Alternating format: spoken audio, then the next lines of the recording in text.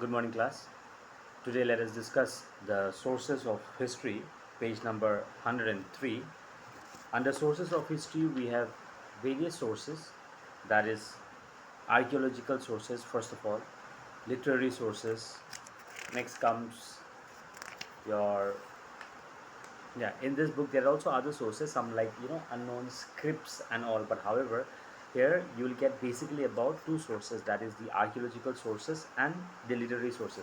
But again, under archaeological sources there are various subcategories like inscriptions, monuments, coins and all. So let us see this topic today. All right, page number 103. As I read, please look into your book. We learn about the events that occurred thousands of years ago through the evidences which our ancestors have left behind.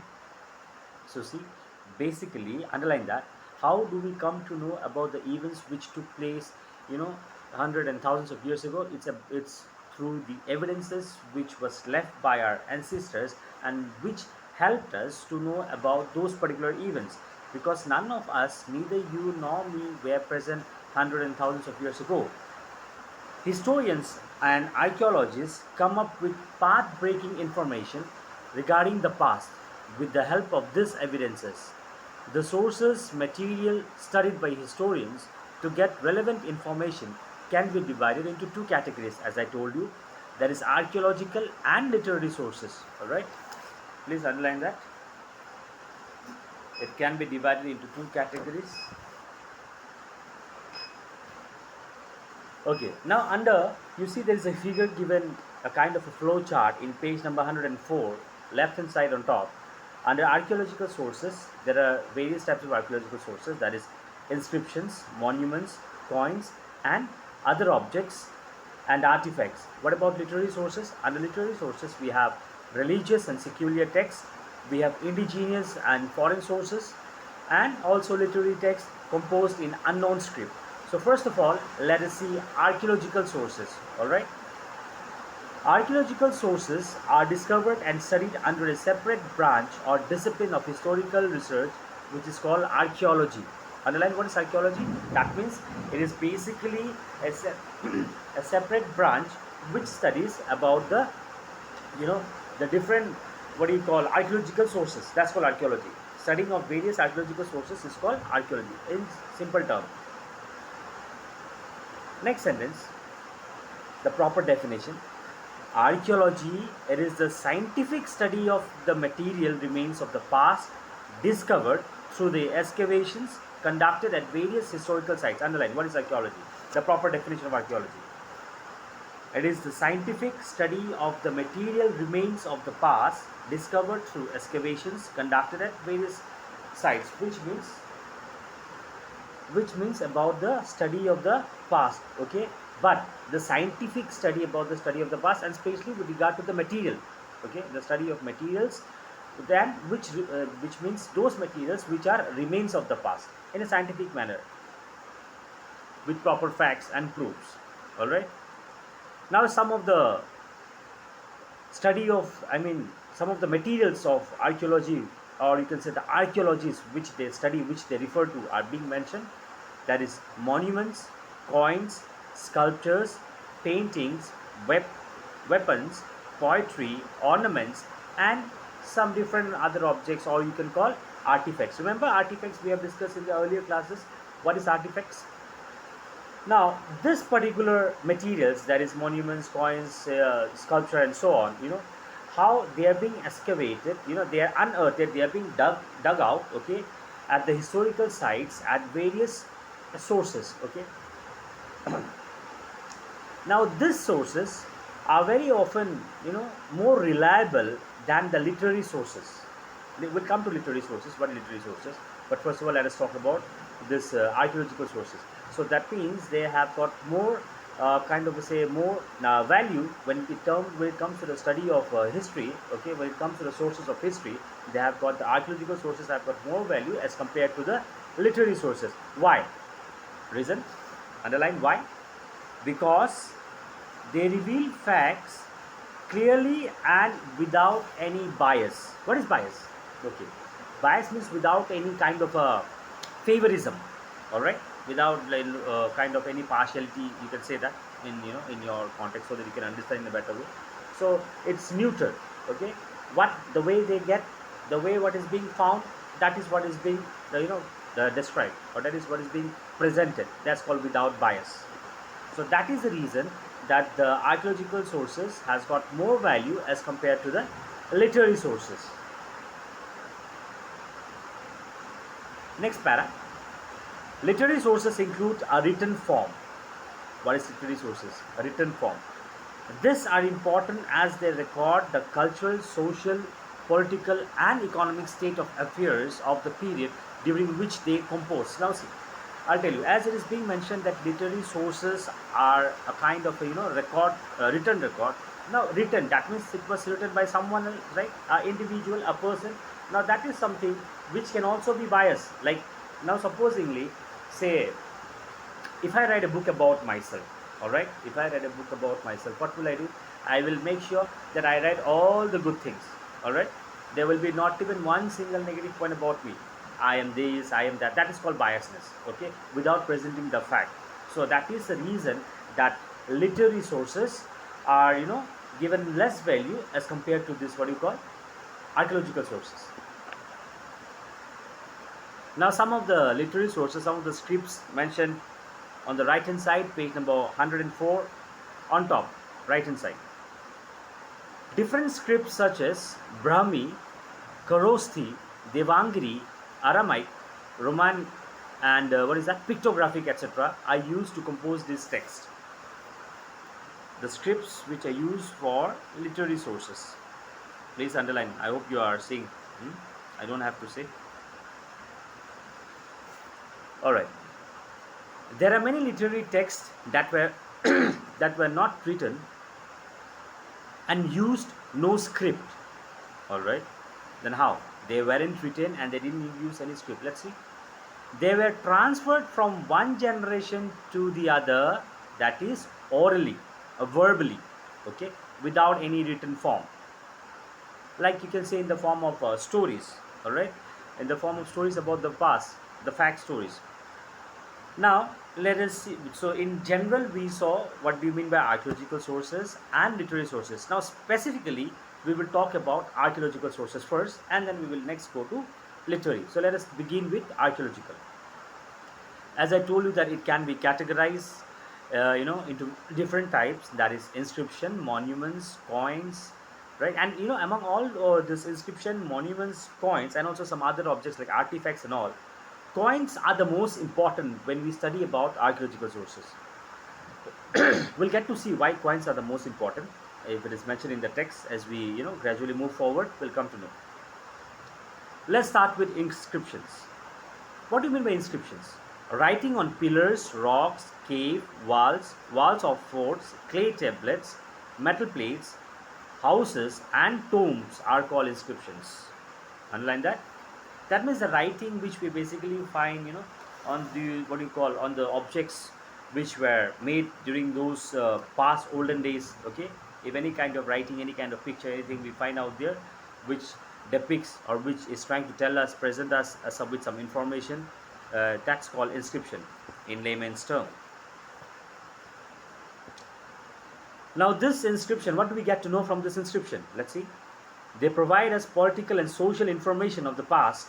We learn the names of the kings, the religions, and the cultural practices of the people, and so on. What do we learn from inscriptions? What are the information that we get from the inscriptions? Okay, this is where your answer lies. That is about the political, the governing system, the social, which means the society. How was the society then during those days? And also at times we also get to see different pictures of kings and their names, the religions, and the way they lived their life. Next comes monuments. Monuments are actually old building, okay, such as we have this some forts. What is that? Red Fort, right? Hindi it is called Lal Killa. Yeah. So old buildings such as forts, places, I mean not places, sorry, palaces, temples, mosques, cemeteries, etc., which were built for some special purpose. So see, in simple term, forts, palaces, or instead of giving the example, if I want to make it short, Old buildings which were built for some special purpose are termed as or are referred as monuments. Okay, and if you want to give an example, you can give forts, palaces, temples, mosques, cemeteries. Listen to the explanation whatever I am saying. When you get question, later on I get to know, during your clarification hour, sir, I did not get the answer of this, sir, I did not get the answer of this. Do you read the text? Without reading the text, you tell me that you don't get the answer. If you listen to the explanation, all the questions that I give for your assignment, it's basically what we discuss. You will not go through the explanation, you will not read the text, simply you will let me know that, sir, I did not get the answers. Not even a single question you show me from the first beginning of the class, online class, till date, a question which I gave it to you and which hasn't been discussed during this class. So please go through the text and listen to the explanation. Otherwise, instead of giving the answers which I share in the following day, I'll make you do it by your own. Alright? I hope that will be better for you, so that you can enhance your creativity. You are in class, which class is this? Class 6. Then you have to grow up, you have to learn how to frame answers, how to write by your own.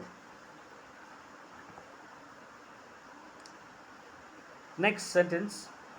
The study of the old monuments show the artistic skill of that time, the social life, their religious beliefs, their culture, etc. Yeah, if you look, like for example, if you look at some of the temples, okay, temples, church or mosque or whatever, which were built, long ago, like you can say 100, 200 years ago. If you look at them, you see the way it was structured, it was given the shape, or the way it was designed by today also, like some of our, what do you call this, architectures and all, or those called, even if they have to make those kind of things today, we live in such an advanced period, such an with lots of different types of technology, but even today they have to undergo so much of studies and all. I'm not saying that they are not able to, they can, if in fact the present system, we have such type of facilities because of which we can make much more better. But what I'm trying to tell is that during those days, that is 100, 200 years ago, the what do you call, the people, okay, of the artists, all right, they didn't have the facilities which we have today. They didn't get those type of equipments, tools, technology. But in spite of that, if you see those monuments, those buildings, those old temples, mosques, church and all, you see it's so, it is so much well built with different types of designs. It's very much kind of what do you call, that's eye catchy, it's fast, people gets fascinated, people gets attracted, interested towards those things. So that is what they're saying, that it's very much artistic, the old monuments. And also it also tells us about the society, about their religious belief, okay, because definitely, now supposingly, say, if I build a house, if you build a house, okay, for example, if you say your bedroom, okay, your own, your study room, how will you keep your room, how will you design the walls, how will you paint, how will you color the walls, the type of person you are, okay, or the type of life that you are living in. So basically, through these monuments, we also get to know about the culture, about the belief, about the society of those days. All right, now let's see some of the monuments that we have. Where is it? The figure 1.6, page number 104, at the bottom of the page, right hand side. See, monuments such as stupas tell us a lot about the condition of the times when they were built. So just one example. So page number 105, Sanchi Stupa, the university at Nalanda, the Shore temple at Mahabalipuram, etc. They are some of the examples of ancient Indian monuments. Underline that. If I ask you, give me 3 examples of ancient Indian monuments, sir, I don't know the answer. It is not in the book. Next paragraph. The description of building erected for religious or civil purposes, such as temples, stupas, palaces, and private houses, point to the conditions prevailing in ancient times. The one which I explained just now, that the example which I gave about your room or my room or study table, or the way we decorate the walls, that's what is mentioned here. It tells us about the condition, what the condition that we are living in. Our mindset, the life that we are having, that's what. And even by looking at the monuments, it tells us about their mindset, their life which they had in the past. Next, monuments of identical character excavated in India and abroad establish a link between various areas of the globe, suggesting that people from ancient India reached foreign land as well. Yes, now for example, uh, say I built a monument out here, okay, whatever it is, okay. uh, Now if the same monument, same structure, exactly same, you can say xerox, okay, xerox of it, a carbon copy of it, if you find it another same monument in the, what do you call, any places, say maybe Japan, say so, you when you will be coming here and when you'll get to know that okay, I have Sir Abhijit has made this monument out here in North Guwahati, and supposingly you tend to visit Japan as well, and suddenly you come across that another monument which is exactly the replica, that exactly, you know, the copy of it. The very first thing that will come in your mind is that, oh, maybe Sir Abhijit came in Japan as well, right? Because that's what we get a picture. Okay, that means that man, this person, he also visited here earlier, and that is because how come exactly the same can be there. So that is what is mentioned here. So monuments, the replica, when we come to see the same thing, it gives us a kind of a, you know, the identical one, it gives us a understanding that people from ancient India, they even reach foreign land. By the way, I have never been to Japan, okay, and I don't think I will. Coming back to the text, the temple of Angkor Wat in Cambodia is an outstanding example. Brahmanical, Buddhist, and Jain monuments help us to know the history of different religious system in ancient times. The same thing which I explained you, that what this monument tell us. These are just some of the examples, some of the examples of the previous one which we read in page number 105 on top. Next we have coins. Let's see what do we get to learn from coins.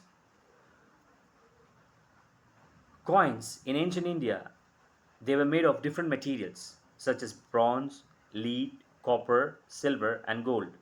How nice it would have been, right? If now also the coins would have been made in gold, silver, and these different materials. Through these coins, scholars gathered information about the periods when they were issued as well as about the rulers who issued them, unlike. Through these periods, the information that the scholars get to know is what, I mean, through these coins, the information that the scholars get to know is about that particular period. Firstly, secondly, when they were issued, as because you might have seen nowadays also the coins that we have in, you know, if you see properly, years are being mentioned, so they get to know the year when it was issued and also the rulers. Now we have this in the coin. What do you have? This Ashok Chakra. No, no, no, not that. This not Ashok Chakra. What is that called? I forgot. What is that called, man? National emblem. I think that lion head, right? Yeah, yes, we have that. But during those days, you know, 100, 200 years ago, what happened was that in the coins, it was no such kind of any specific design, any specific image that has to be, you know, what do you call, imprinted out in the coins. But rather, it was the ruler, the king who ruled then during those days. Their portraits were being, you know, what do you call, imprinted on the coins, and so that it sends an image that this coin is from this during the era of this ruler, during the period of this king. Coins also has got some more additional information for us, that is, coins inform us that many kingdoms of ancient India had commercial relation with other countries. How? Commercial business, commercial means business, okay. How does coins tell us that the earlier kingdoms had business relationship with the other countries? As because now today, for example, I'm staying here in North Guwahati, suddenly if you come to know that I have got a dollar, a US dollar, then definitely the US dollar did not come to me by its own. Maybe I have visited there, or some people of mine, maybe they gave me. So there will be a relationship, that how this coin, how the coin which is not an Indian coin came to me, right? That is what the book is saying. Coins also give us chronological information about a particular ruler, his or her domain or a domain of influence. Example is in figure 1.7. See, there are two different types of coins. Okay, pictures are there. And what is written in figure 1.7? Let's read. Metals used in the coins inform us about the financial status of the king who issued them. Definitely correct. Why? Because how? If a king is a rich king, he would definitely go for the costliest, what do you call, material, maybe gold or something like that. Okay, if the king has got immense wealth, immense treasure. Now, if the king's financial condition is not so good, then he would go for some different other materials like silver and all, not gold. Okay, so this is one of the information which we get to know from the coins. The Roman coins discovered in India suggest that many ancient kingdoms of India had contact with the Roman Empire. As I gave you my example of US dollar, supposing if I have a US dollar in my pocket, that means either I have visited out there, or I have got some relation, or some of my friends and relatives are there in US who stepped down at my place and I got this coin through them, right? Somewhere or the other, that will give us a piece of information. So that's what is mentioned here. Next we have other objects and artifacts, which also comes under archaeological sources. I shall wind up here for the day. All right. Literary sources and this what you call other objects and artifacts of archaeological sources, we shall discuss in the next class. Okay. Study well. Okay, and go through the explanation and the textbook. See, try to use this. Otherwise, it will get rust. It will be of no use. It will go in this scrap material. Okay. Early morning people will come screaming, and you'll have to take this out and give it to them. Make use of it. Let it function. Hmm? Don't let it get rust. Study well and stay at home.